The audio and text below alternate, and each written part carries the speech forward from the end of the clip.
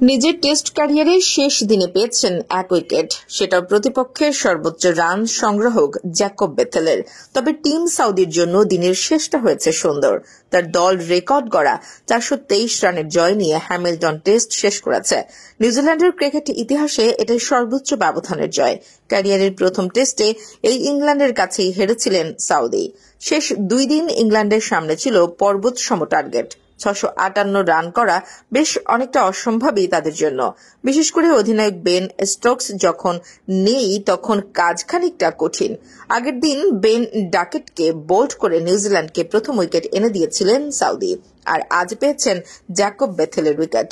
ইংল্যান্ডের হয়ে প্রতিরোধ গড়েছেন গাস অ্যাটকিনসন, কিন্তু রানের পাহাড়ের সামনে অতটা ইনিংস খুব একটা কার্যকর হয়নি। জয় পেয়েছে কিউইরা।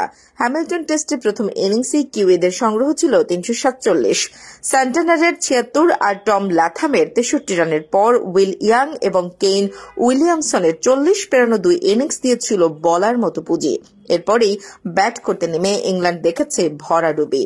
জো রুটের 32 ছাড়া আর কেউ 30-এর কোটায় যেতেই পারেননি এদিন।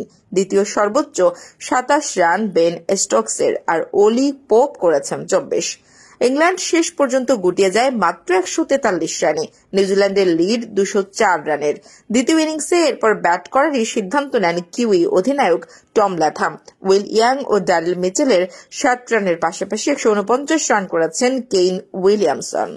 তাতেই ইংল্যান্ডের সামনে টার্গেট দাঁড়ায় 658। জবাবে ব্যাট করতে নেমে 234 রানে থামে ইংল্যান্ড। চোটের কারণে বেন স্টোকস ব্যাট করতে না পারায় ইংল্যান্ড দ্বিতীয় ইনিংস খেলেছে একজন কম নিয়েই, যদিও সিরিজ জয় ট্রফিটা শেষ পর্যন্ত গেছে ইংল্যান্ডের ঝুলিতে। 3 ম্যাচের সিরিজের প্রথম 2 ম্যাচেই যে জিতেছিল সফরকারীরা।